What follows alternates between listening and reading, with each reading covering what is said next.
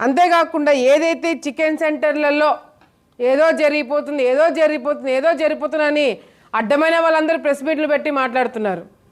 నేను ఈరోజు చెప్తున్నా, అది ఏమి సప్లై చేసేవాడు పేరు ఏంటది, ఏఎన్ఆర్.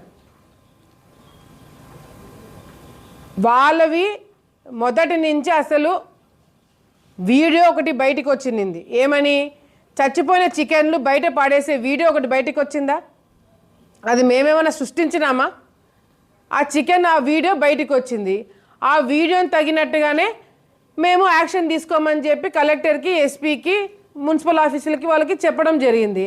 అంటే ఒక ఎమ్మెల్యేగా నా నియోజకవర్గంలో చచ్చిపోయిన చికెన్లు తీసుకొని వండుకొని తింటున్నారు అంటే వాళ్ళకి జబ్బులు వచ్చినా ఏమొచ్చినా నాకు తెలిసినా కూడా ఊరుకుండాలా నేను? అంతేకాకుండా ఇది రిపోర్ట్లు, ఇదేమి మా పార్టీ ఆఫీస్లో ఇచ్చిన రిపోర్ట్లు కాదు, ల్యాబ్కి పంపించిన రిపోర్ట్లు ఇవి. ఒకసారి కాదు, రెండు సార్లు సపరేట్గా కలెక్టర్ సీల్ వేసి పంపించిన ల్యాబ్ రిపోర్ట్స్ 2 దాంట్లో కూడా బ్యాక్టీరియా ఉందని చెప్పి వచ్చింది.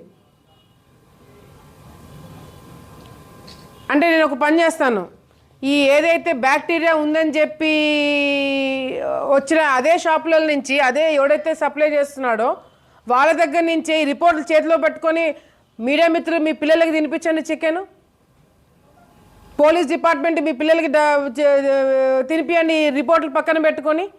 అంతెందుకు, ఆలగడ్డ ప్రజలు ఈ రిపోర్ట్లు చూసిన తర్వాత పలానా షాపోడు ఈ విధంగా చేస్తున్నాడని గవర్నమెంట్ నుంచి వచ్చిన రిపోర్ట్ని పక్కన పెట్టుకొని ఆ షాపులలో మీరు చికెన్ మీ పిల్లలకి పెడతారా?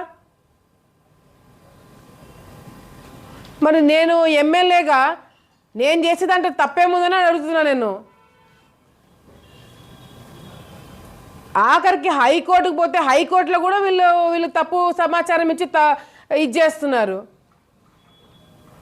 వాళ్ళకి ట్రేడ్ లైసెన్స్ లేదు, అది నా తప్ప. వాళ్ళు ట్రేడ్ లైసెన్స్ లేకుండా వ్యాపారాలు ఎందుకు చేస్తున్నారు? ఇల్లీగల్ కాబట్టే కదా చేస్తున్నారు. సో ఇవన్నీ ఎవరికి తెలియదు.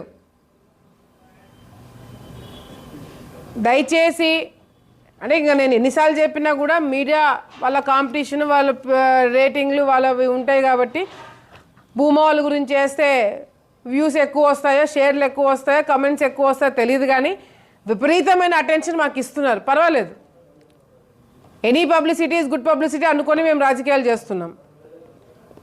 ఎందుకంటే లోకల్గా ఓట్లేసే వాళ్ళకి తెలుసు ఏం జరుగుతుందనేది. ఇప్పుడు నంద్యాలలో ఉన్న రేట్లే ఆలగడ్డలో పెడుతున్నారు, నంద్యాలలో ఉన్న రేట్లు ఆలగడ్డలో పెట్టుకుంటున్నారు. మామూలుగా చూసుకుంటే హైదరాబాద్ నుంచి చికెన్ వస్తుంది, కోడ్లు వస్తాయి. హైదరాబాద్ నుంచి వచ్చే కోడ్లు నంద్యాల నుంచి ఆలగడ్డకి వచ్చేటప్పుడు ట్రాన్స్పోర్టేషన్ రేటు పెరగాలి కదా, కానీ ట్రాన్స్పోర్టేషన్ పెరగట్లేదు కదా. నంద్యాలలో ఏ రేట్ ఇస్తున్నారో అదే ఆలగడ్డలో రేట్ ఇస్తున్నారు. కమిషనర్ ఆఫీస్లో కానీ లేకపోతే ఎస్ఏ ఆఫీస్లో కానీ ఎవరొకరు కూర్చొని సర్దుబాటు చేసి మీరు ఇచ్చేయండి. నేను చెప్పేది ఏంది, ఈ పలానా వ్యక్తి దగ్గర చచ్చిపోయిన చికెన్లు బ్యాక్టీరియా ఉందని చెప్పి మాత్రమే మేము అడుగుతున్నాము. వీళ్ళు కొట్లాడుతున్నారు. దేనికి కొట్లాడుతున్నారు? మీకు ట్రేడ్ లైసెన్స్ లేదు, మీకు పర్మిషన్ లేవు. దీన్ని అడ్డుకుంటే మేమేదో తప్పు చేశాము, మేమేదో మాఫియా అంట. సో దయచేసి తప్పుడు ప్రచారాలు మీడియా మిత్రులు కానీ సోషల్ మీడియా, ఆఖరికి సోషల్ మీడియా వాళ్ళకు కూడా చెప్తున్నా, మీరేదో వ్యూస్ కోసమో సబ్స్క్రిప్షన్ కోసమో లేకపోతే దేనిలో కోసమో ఇట్లాంటి తప్పుడు సమాచారాలు ఇస్తే రేపు పొద్దున పబ్లిక్ ఏదైనా పొరపాటున కూడా పబ్లిక్ ఏదైనా ఇబ్బంది పడితే దీనివల్ల you will be responsible. So ఇది మహానాడులో జరిగిన దానికి, ఈ చికెన్ దానికి ఒకసారి మీతో అందరితో మాట్లాడదామని చెప్పి పిలిపించడం జరిగింది. మళ్ళీ మహానాడులో నేను లొకేషన్ అని ఏదో అన్నానని చెప్పి మీడియాలో రాస్తున్నారు. అదే మీటింగ్లో అదే నోట్తో నేను నా గెలుపుకు కారణము లోకేష్ బాబు గారు, చంద్రబాబు నాయుడు గారు అని చెప్పిన. దాని గురించి ఎందుకు మీరు రాయలేదండి? దాని గురించి ఎందుకు పబ్లిసిటీ రావట్లేదండి? ఎందుకంటే అది పెద్ద కాంట్రవర్సీ కాదు, అది చాలా నార్మల్ న్యూస్, అందరూ చెప్పే డైలాగులు అవి. ఇదైతే చాలా కొత్తగా ఉంది, ఇదైతే నెగిటివ్ వచ్చేదానికి ఆస్కారం ఉంది కాబట్టి దీన్ని పబ్లిసిటీ చేసినారు. పర్వాలేదు, మీరు పబ్లిసిటీ ఇవన్నీ మేము క్లారిఫికేషన్ ఇస్తాం. కానీ మీడియా మిత్రులకు కూడా మరొకసారి నేను తెలియజేసేది ఏంటంటే, ఏదైనా ఇట్లాంటిది ఏదైనా జరిగినప్పుడు మా దగ్గర నుంచి క్లారిఫికేషన్ తీసుకోండి. మేము కూడా క్లారిఫికేషన్ ఇస్తాం. మేము ఇచ్చే క్లారిఫికేషన్ కూడా మీరు రాయాలి కదా. కార్యకర్తలకి అన్యాయం జరగడానికి వీల్లేదు. అది నేనే కాదు, చంద్రబాబు నాయుడు గారు అదే మాట అంటున్నారు, లోకేష్ అన్న గారు అదే అంటున్నారు. ఇంత ఎక్సర్సైజ్ జరుగుతుంది కింద లెవెల్లో, కేసెస్ జరుగుతుంది పార్టీ నుంచి.